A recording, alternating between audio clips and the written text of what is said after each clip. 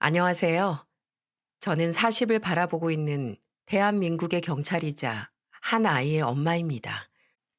항상 다른 분들의 사연을 듣다가 저 역시 영화보다 더 영화 같은 아주 기가 막힌 일을 겪었던 경험이 있기에 이곳에 털어놓게 되었어요. 사람들이 항상 하는 말 있잖아요. 현실이 오히려 영화보다 더 잔인하고 말도 안 된다라고요. 저 역시 이 일을 겪기 전에는 그런 기막힌 뉴스를 접할 때마다 어머, 진짜 현실이 영화보다 더하다니까? 라며 별 생각 없이 이야기하던 사람 중 하나였답니다. 그런데 그게 제 일이 될 줄 어떻게 알았겠어요? 제가 경찰로 지난 수년간 일해왔지만 일하면서도 보기 어려운 사건을 저희 집에서 겪다니 사람 일이라는 게 정말 한치 앞을 모르는 거더군요. 지금 바로 제 사연을 시작해 볼까 합니다. 저는 지인의 소개를 통해 지금의 남편을 만나게 되었습니다. 남편은 항상 제게 믿음직스러운 사람이었고 흑기사 같은 사람이었죠. 내가 힘들 때나 아플 때 언제나 제 곁을 지켜주는 사람이었고요. 그런 모습 때문에 남편과 2년의 연애 끝에 결혼을 결심한 계기가 되었죠. 그래서 천천히 결혼 준비를 하면서 시댁 식구들을 만나게 되었어요. 저희 시아버지는 젊었을 때 친구랑 함께 일궈낸 사업이 성공하셔서 대기업에 정기적으로 납품을 할 정도로 한때는 잘 나가셨다고 해요. 제가 시집 왔을 무렵에는 아예 사업에서 손을 떼고 간간히 소일거리로 다른 친구의 회사 일을 도와주고 계셨습니다. 아버님은 나이가 굉장히 지긋하셨는데 그럼에도 눈썹이 짙고 인상이 강해서 젊었을 적에 얼마나 강하셨을지 눈에 훤했죠. 그리고 제 남편은 그런 아버님을 쏙 빼닮았고요. 안 그래도 남편이 연애할 시절에 제게 이런 말을 한 적이 있어요. 당신 나보고 계속 범죄자 같다고 놀렸지? 우리 아버지 보면 진짜 놀랄걸? 나보다 훨씬 무섭게 생기셨거든. 우리 아버지 보고 나 처음 봤을 때처럼 수갑 채우려고 들면 안 돼? 이라고 미리 언지를 주긴 했지만 실제로 보니 풍채가 정말 남다르시더라고요. 반면 시모는 아버님에 비해 훨씬 젊어 보였는데 남편 말로는 실제로 나이 차가 꽤 난다고 했어요. 그렇지만 시모 역시 눈도 크고 코도 오똑하셔서 젊었을 때는 굉장히 도시적인 미녀셨겠구나 싶더라고요.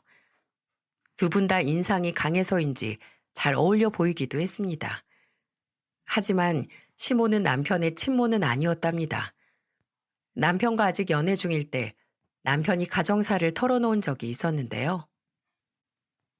사실 우리 엄마는 내가 어렸을 때 돌아가셨고 지금 계신 분은 새엄마셔.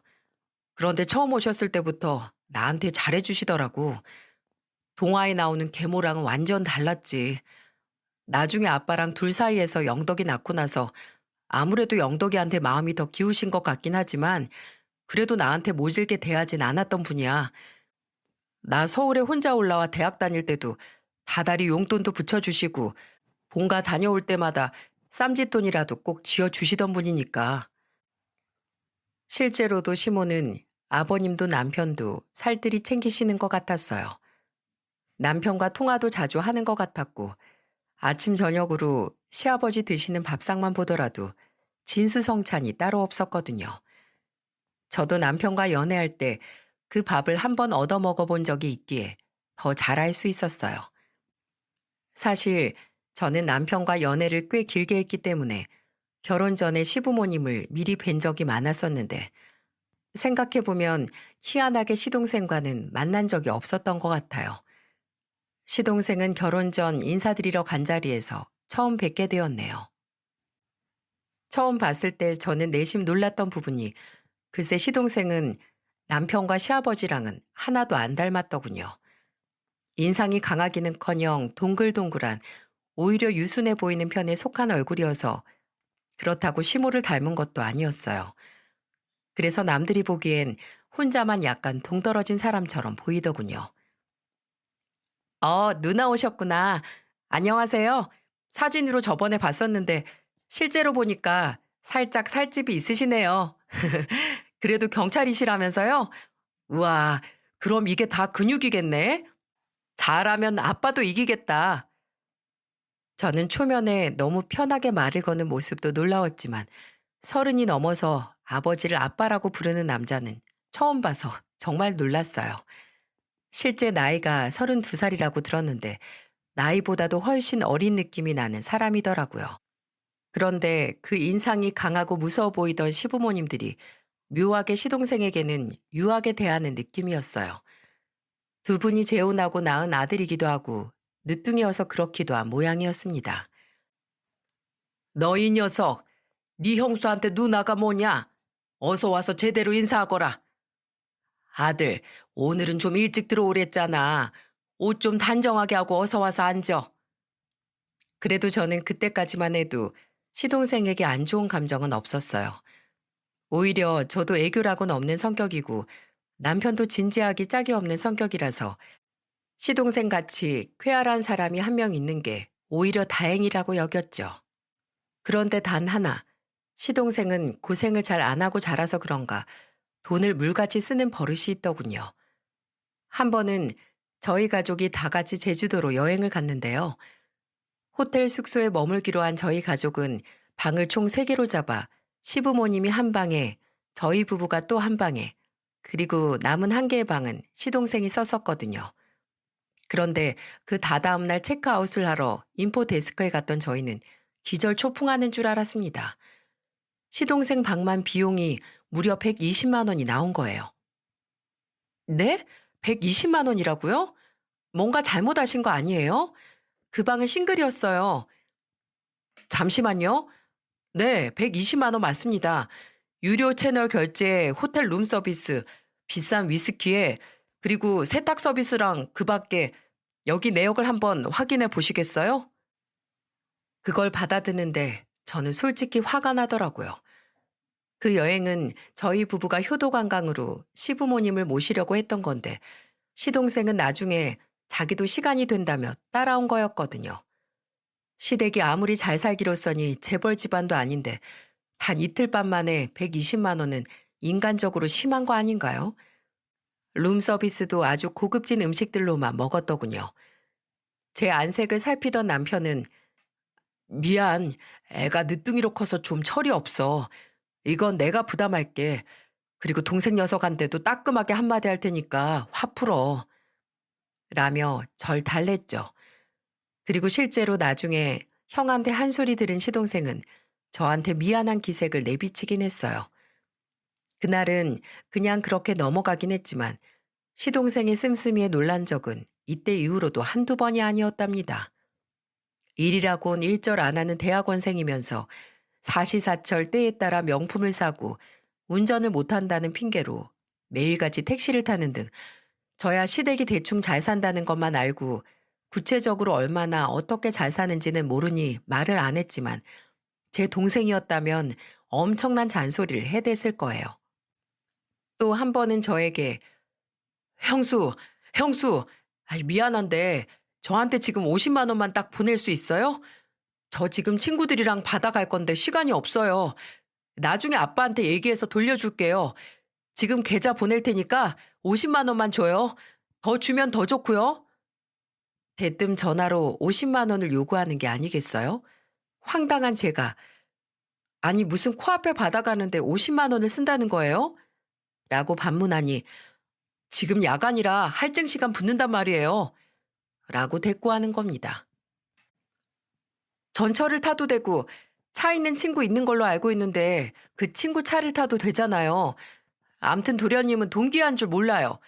전 돈 없으니까 걸어오시든 뛰어오시든 길거리에서 노수 가시든 알아서 오세요. 아, 진짜 가족끼리 너무하신다. 나중에 두고 봐요. 알았어요. 끊어요, 그럼. 하더니 뚝 끊어버리더군요. 그리고 한 번은 이런 일도 있었습니다. 어느 날 경찰서에서 연락이 오는 겁니다. 바로 시동생이 남편에게 연락이 온 거였어요. 형, 여기 경찰서인데 지금 좀 와줘야겠어. 뭐? 무슨 일인데? 이놈의 자식도 사고 친 거야? 아니, 다름이 아니라 시내에서 술 먹고 있는데 재수없게 날 쳐다보잖아. 그래서 내 주먹으로 혼 좀 내줬지. 야, 형이 사고 치지 말랬지. 왜 이렇게 말을 안 들어? 언제까지 그런 식으로 인생을 살 거야? 아, 또 꼰대 아니랄까봐. 그만 좀 잔소리 좀 해. 아무튼 합의금 물어줘야 할 것 같으니까 빨리 좀 와줘. 차마 아버지한테 전화할 자신이 없어. 형한테 전화한 거야. 이러는 겁니다. 딱 보아하니 이게 한두 번이 아닌 걸로 보였어요. 결국 제가 남편을 설득한 끝에 아버님한테 말씀드리자 해서 버르장머리를 싹 뜯어놓을 수 있었지만 항상 시동생을 보면 불안했던 게 사실이었어요. 언젠가는 철이 들겠지. 제발 철 좀 들기만을 바랬습니다. 그럼에도 불구하고 저희 가족은 시동생 빼고는 나름 서로 잘 챙겨주며 친하게 지내는 편이었어요.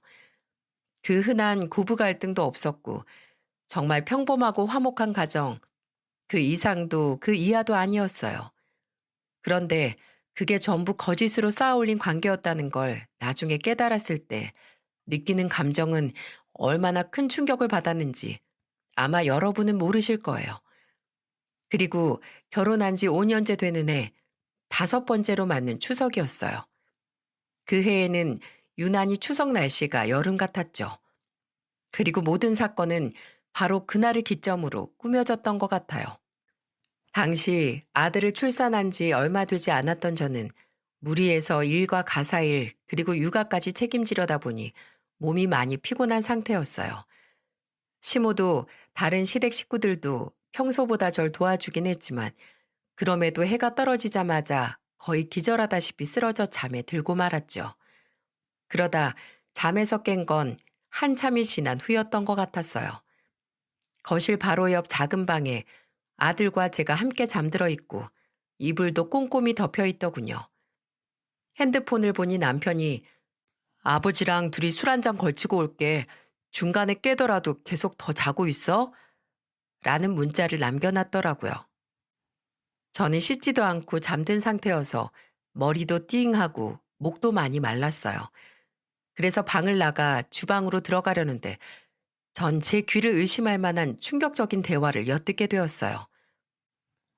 엄마, 혹시 아버지가 내가 친자가 아니라는 걸 알게 되면 어떻게 하실까? 요즘 아버지가 날 보는 눈빛이 이상하게 걸리고 찝찝하네. 또 헛소리 한다. 니네 아버지가 그 비밀을 어떻게 알아? 우리 둘만 무덤까지 입만 꾹 닫으면 아무도 몰라. 그러니 너 입 조심해. 아이, 그러게. 내가 대학교 때 내 친아빠란 사람이 엄마랑 날 찾아오지만 않았더라면 나도 몰랐을 거 아니야. 엄마, 그 사람한테 확실히 다신 찾아오지 말라고 돈으로 매수한 거 맞지? 그건 걱정 말어. 한 번만 더 찾아오면 다리 몽댕이 부러뜨리고 너 죽고 나 죽고 했으니까 그 이후로 10년이 넘어도 안 찾아오질 않니. 죽었는지 살았는지 모르지만 넌 신경 쓰지 마. 이 세상에 네 아버지는 딱 한 사람. 같이 살고 있는 네 아버지뿐이야. 저는 본능적으로 두 모자 간의 대화를 듣고 발길을 뚝 하고 멈췄습니다. 너무 충격적이었어요. 뭔가 듣지 말아야 할 걸 들었다는 직감에 귀를 쫑긋 세우는 동시에 옆에 있던 에어컨 뒤로 몸부터 숨겼습니다. 거실과 주방 사이에 가벽이 있어 시모의 모습은 보이지 않았지만 청천벽력 같은 말을 꺼낸 시동생의 뒷모습은 반쯤 보이는 상태였기 때문이에요. 시모와 시동생은 남편과 아버님이 나간 사이 둘이서 제사 후 남은 술과 음식을 먹으며 담소를 나누고 있던 거였습니다. 시동생의 말에 시모는 후다닥 식탁에서 일어나 거실과 작은 방 쪽을 한번 휙 둘러보고 다시 자리에 앉았어요. 아들, 더 이상 그 얘기 꺼내지 마. 술 좀 작작 먹어, 이놈아. 왜 그래? 이놈아, 엄마 간 떨어지겠다. 너 지금 집안에 네 형수 있는 거 몰라? 뭐 어때? 지금 잠들었잖아. 요즘 엄청나게 힘들었다던데 아마 세상 모르고 골아떨어져 있을걸?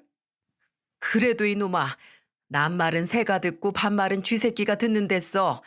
자나깨나 말 조심하란 말이야. 그런 소린 앞으로 2번 다시 꺼내지 마. 알겠어? 아유, 안 들려, 안 들려. 그리고 아버지가 나 키운 게 장장 32년이야. 자기 자식 아니라는 걸 꿈에라도 생각할 수 있겠어? 들어도 못 믿으실걸? 걱정 놓으세요, 엄마. 이 녀석이 그래도 엄마 말 좀 들어.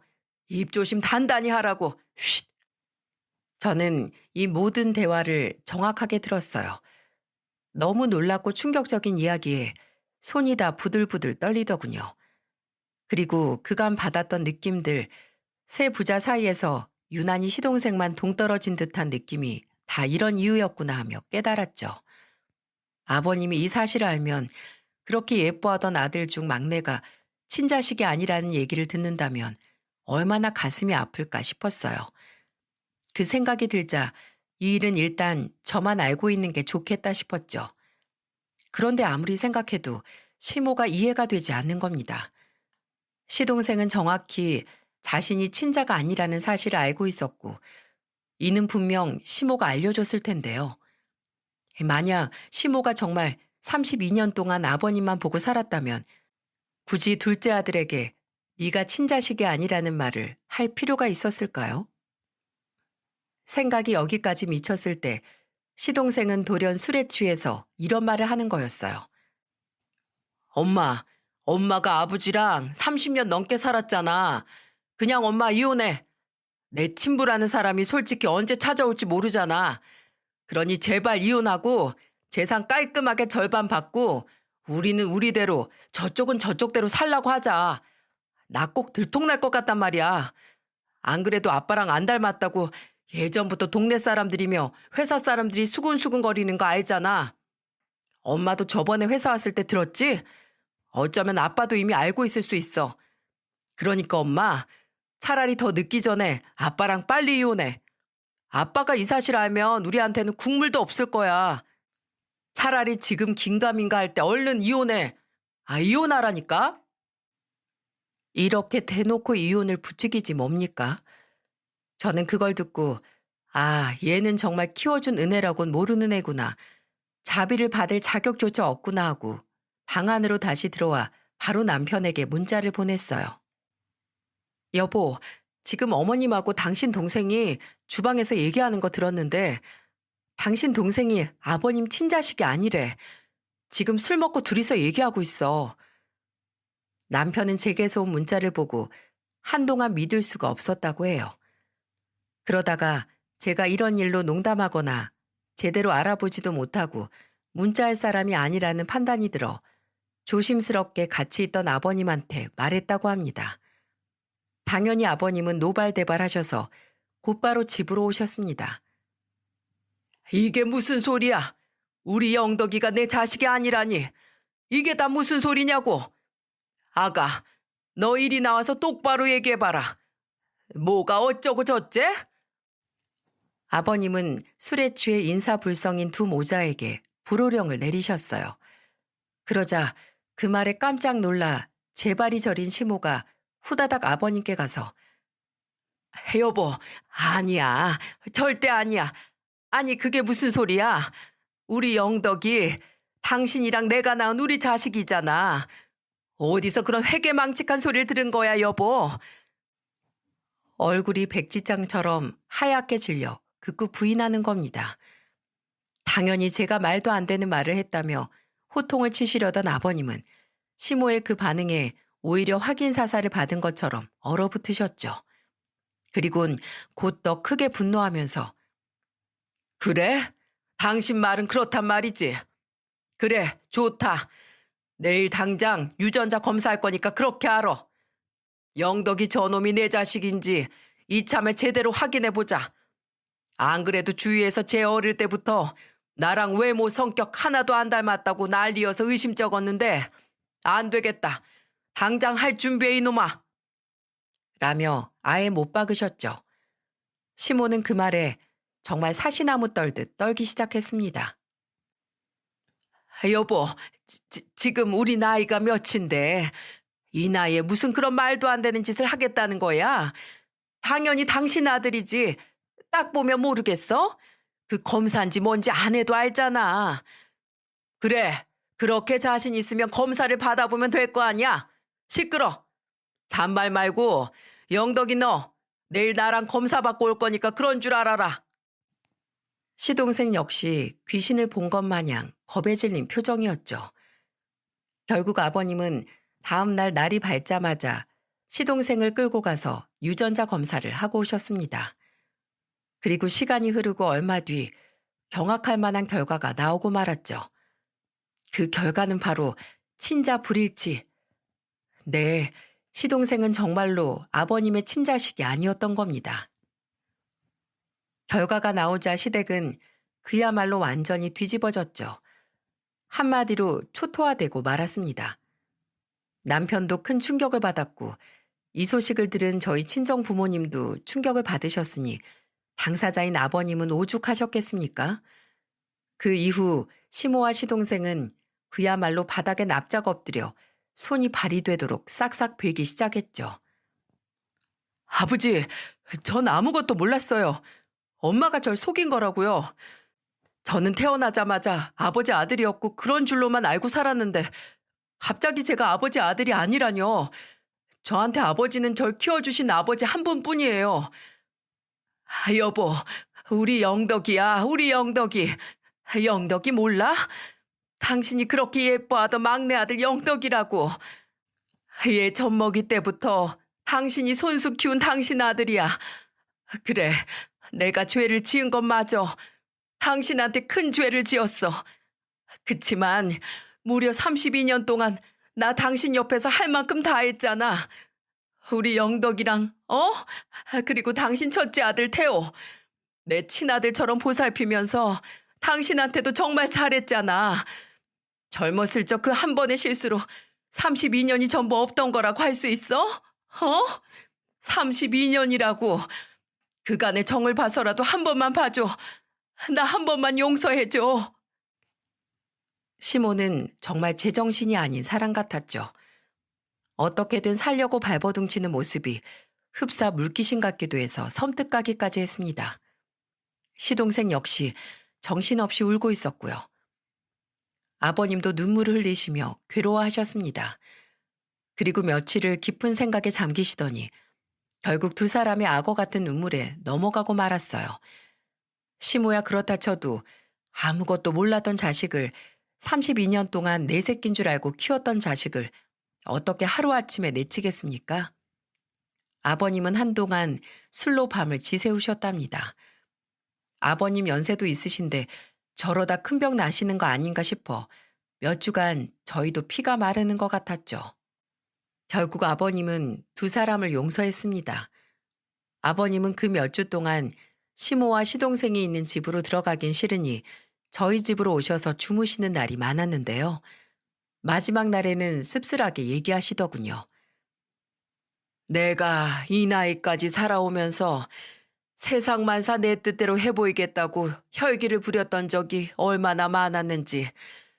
근데 태호 저놈 애미 보내고 또 영덕이 애미 들여서 영덕이 보고 같이 사업했던 친구놈도 먼저 가버리고 그러면서 결국 남는 건 자식들 뿐이라는 걸 깨닫게 되더구나. 아가, 넌 아직 잘 모르겠지만 자식 키우는 건 결국 끊임없이 나를 내려놓는 일이거든. 마음대로 되는 건 아무것도 없다는 뜻이다. 그런데 내 자식이니까 그게 또 다 용서가 돼. 용서가.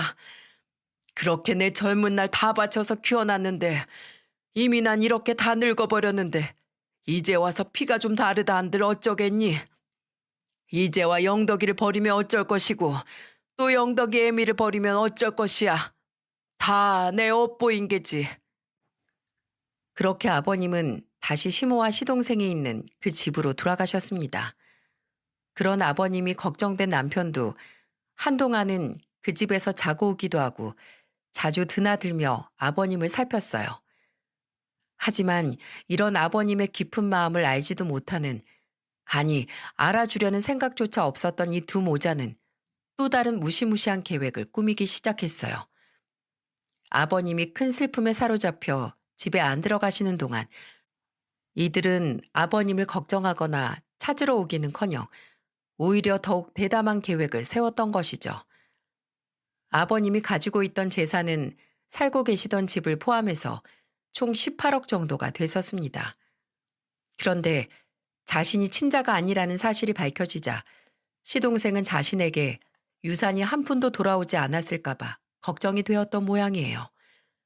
그리고 아버님 친자식이 아니기에 법적으로 줄 의무는 없었습니다. 이때부터 자신의 몫을 제대로 뜯어내기 위해 계획을 세웠던 거였어요.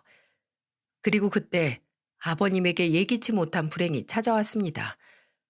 아버님이 친구분과 술을 먹고 돌아오시던 길에 횡단보도를 걷다 교통사고를 당하고 말았어요. 아버님이 그 옆 비탈길로 떨어지시는 바람에 허리와 다리를 크게 다치셨어요. 그렇기에 수술을 할 수밖에 없는 상황이었고 수술이 끝나고도 한동안 병원 신세를 져야만 했습니다. 게다가 퇴원하고 나서도 한동안 집에 누워 계셔야만 했고요. 아버님은 자신의 아들이 아니라는 아픔을 술로 이기려 하시다 결국 탈이 나고 말았던 겁니다. 너무 가슴이 아팠어요. 왜 아버님에게 이런 일이 연거푸 생기는지 그들 모자가 너무 원망스러울 뿐이었습니다. 남편은 휠체어 생활을 하게 된 아버님이 걱정이 되어 시동생에게 자주 연락을 했어요.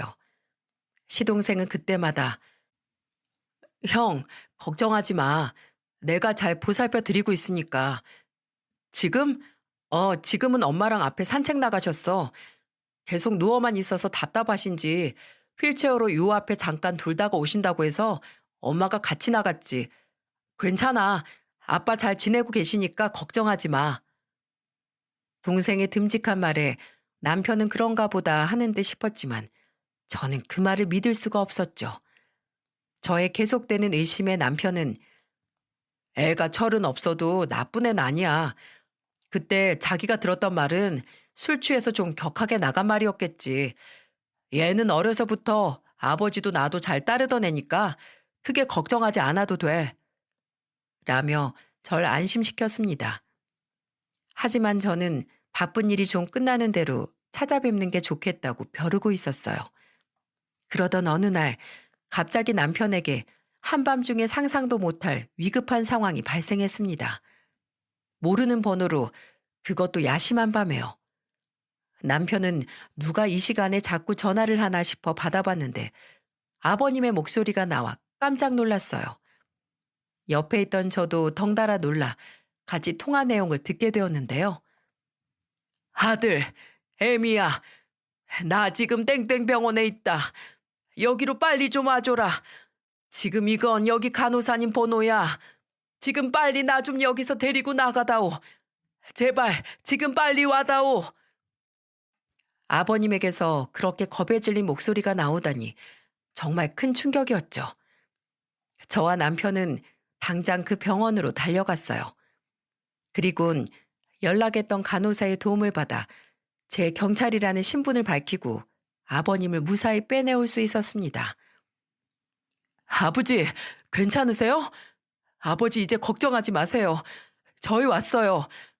도대체 어쩌다가 여기에 갇히게 되신 거예요? 어머니는요? 영덕이는요? 그것들이야. 네? 그것들이 날 여기에 가뒀단 말이다. 빨리 그 둘이 오기 전에 나가자꾸나. 어서. 그것들은 사람이 아니야. 들키면 또 무슨 짓을 할지 모른다. 어서 가자. 일단 잔뜩 겁먹은 아버님을 진정시키기 위해서라도 저희는 서둘러 차를 몰아 그 지역을 빠져나왔어요. 그리고 돌아오는 길에 아버님께 자초지종을 듣고 경악을 금치 못했습니다. 며칠 전 아버님이 저녁 식사를 마친 후 시동생이 아버지, 이게 요즘 홈쇼핑에서 계속 나오는 제품인데 뼈를 붓게 하는 데는 최고래요. 이거 좀 드셔보세요. 하며 음료수 한 잔을 내오더랍니다. 그걸 그대로 받아 마셨는데 그 이후로는 기억이 없고 일어나 보니 주방과 거실 쪽에 있는 작은 방에 감금이 되어 있었다고 해요. 아버님은 그 음료수를 먹고 잠이 들었던 겁니다. 그것들이 분명히 나한테 이상한 약을 먹인 게야. 그 외 수면제 있잖니? TV에 보니 잠 오게 하는 그런 약이 있다며. 그걸 나한테 먹인 것 같다. 아주 처음부터 작정을 하고 벌인 짓 같아. 라며 그 짐승들이 벌인 일들을 전부 말해주셨습니다. 아버님의 얘기를 듣는데 저희는 너무 화가 나고 치가 떨리더군요. 남편은 감정을 주체 못해 몇 번이나 중간에 차를 세울 정도였어요.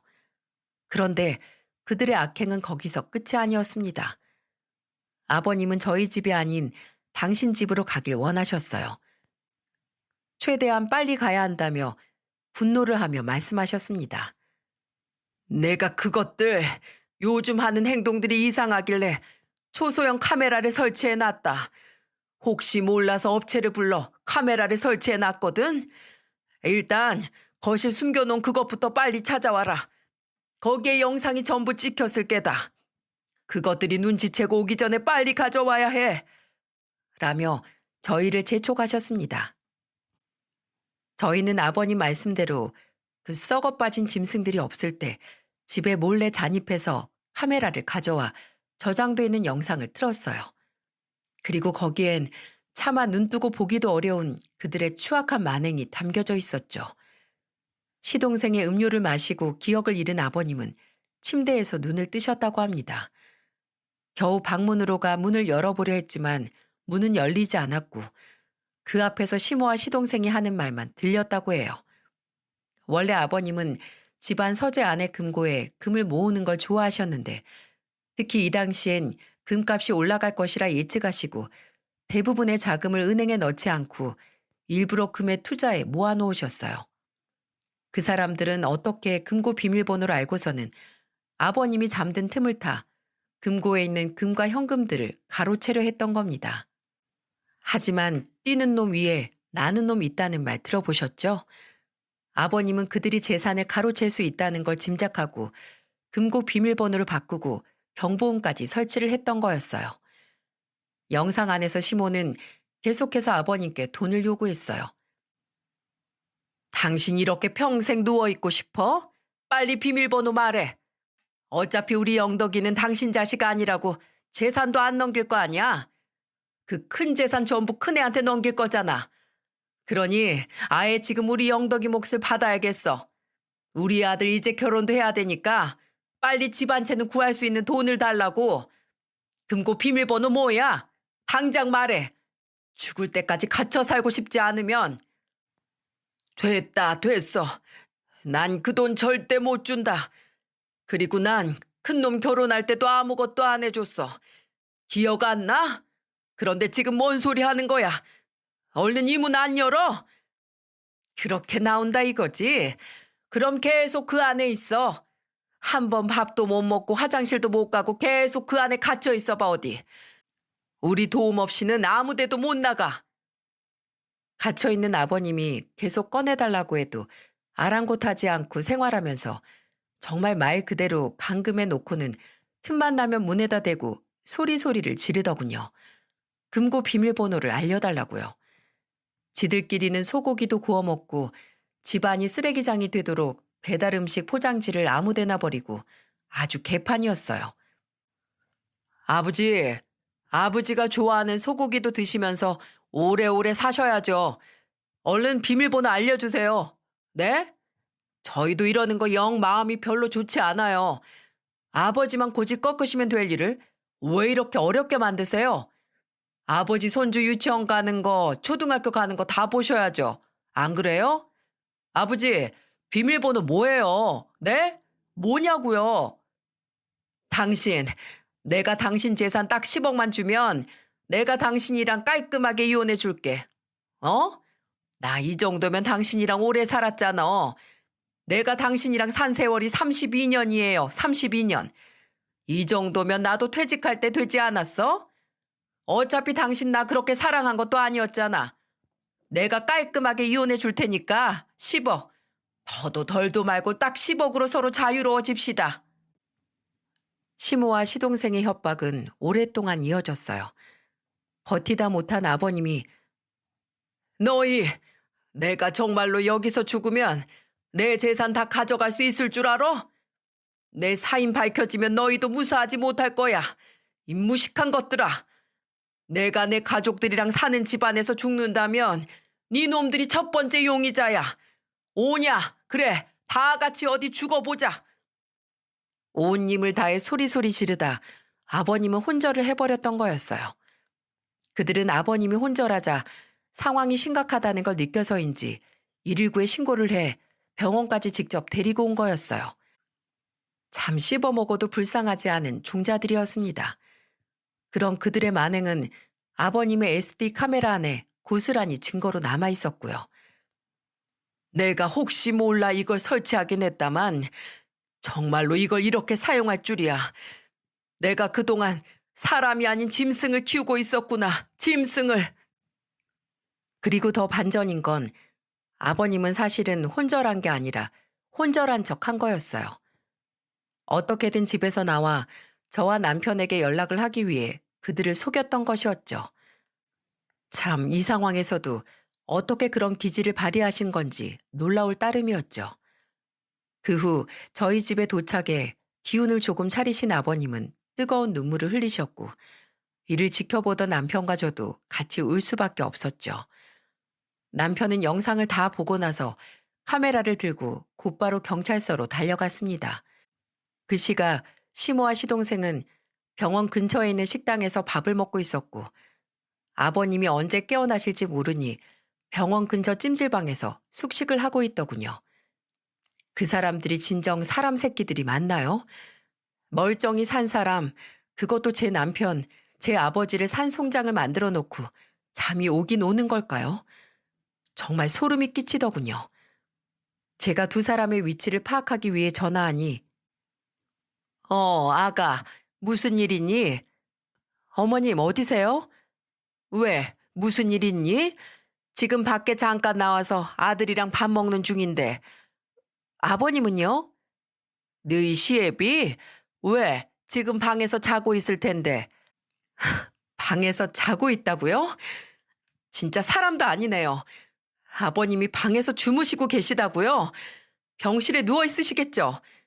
당신들 사람 탈을 쓰고 어떻게 이런 짓을 저지를 수 있어? 반드시 천벌받을 거야. 어? 내가 꼭 그렇게 만들 거야. 알겠어? 어떻게 피 한 방울 안 섞인 아들 데려와 키워준 것도 용서해준 아버님한테, 30년을 같이 산 가족한테 돈을 목적으로 이런 짓을 저지를 수 있어. 나 경찰인 거 알지? 내가 반드시 증거 전부 잡아내서 당신들 콩밥 질리도록 먹게 해줄 테니까 각오해.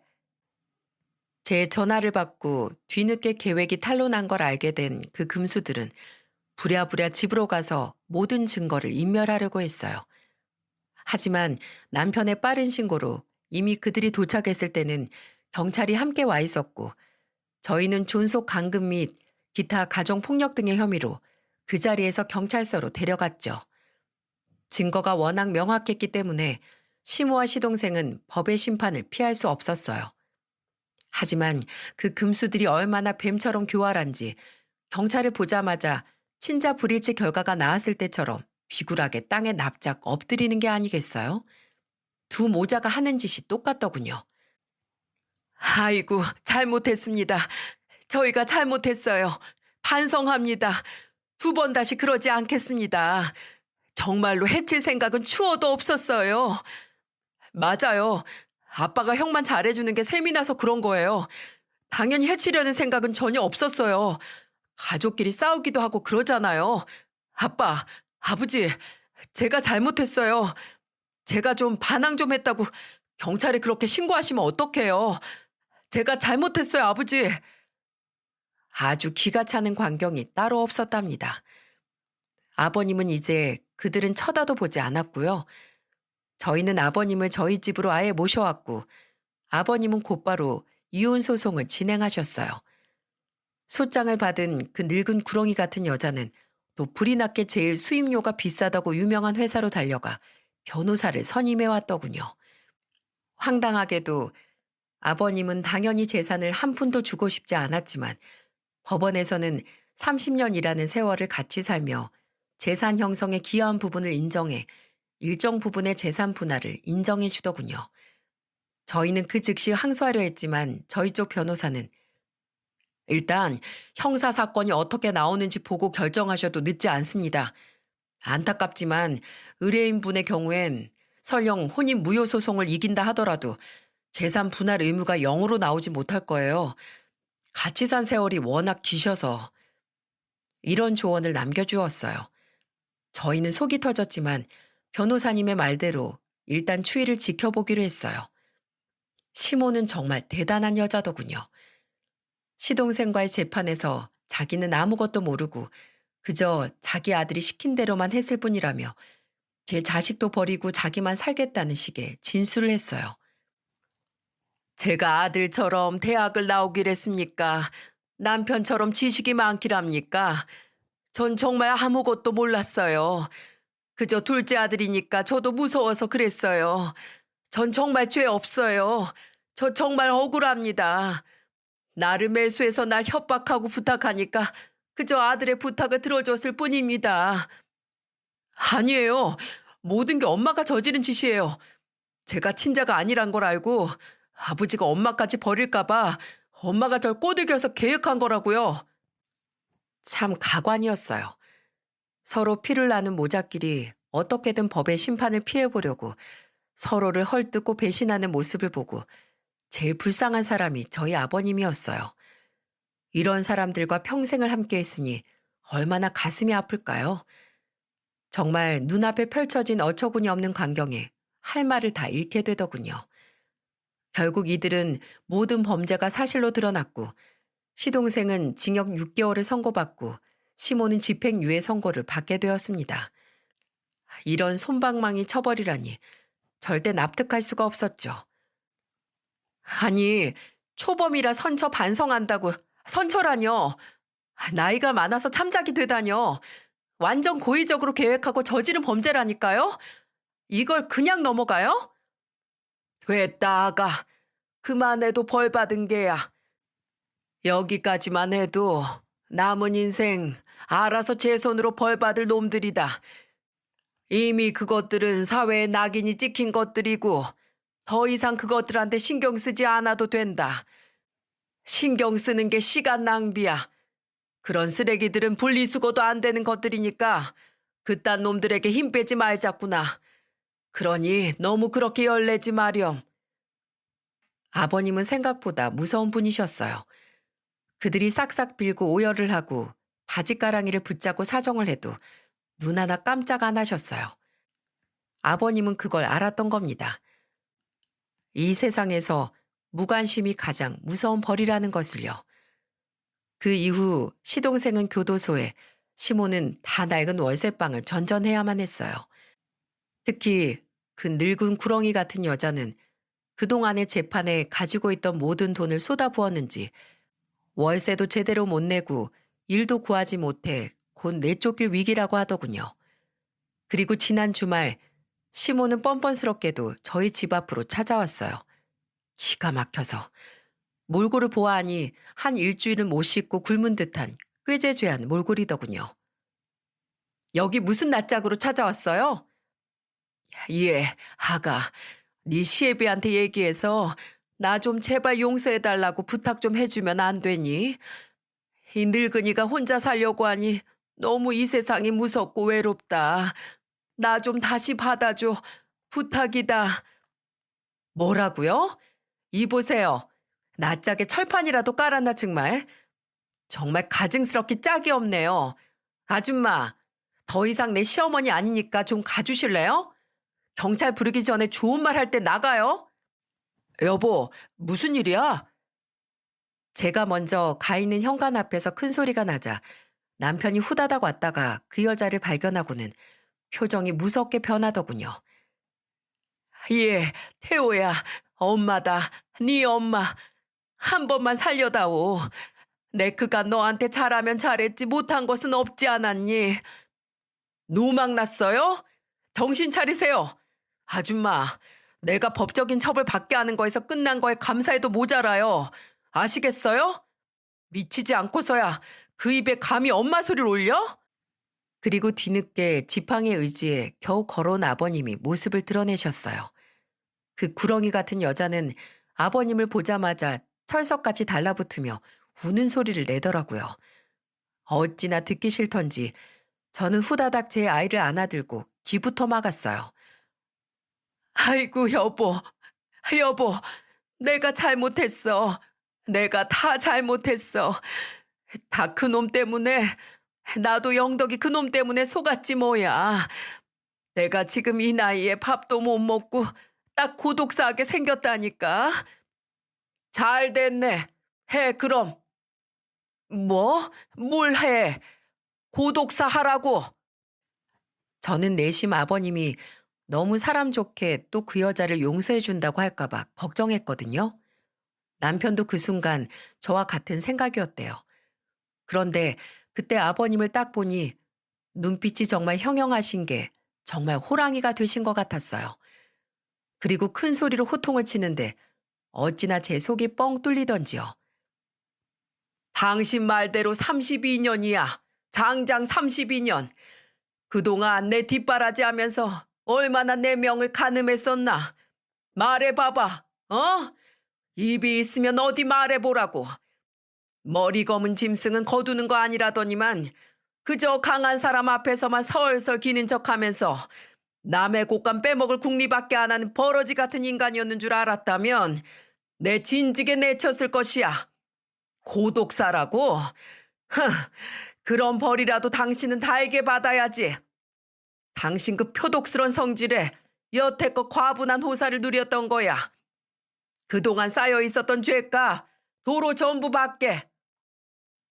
아버님의 천둥 같은 호통 소리에 시몰한 여자는 찍소리도 못하고 벌벌 떨다가 뒷공무니가 빠지게 도망을 갔습니다.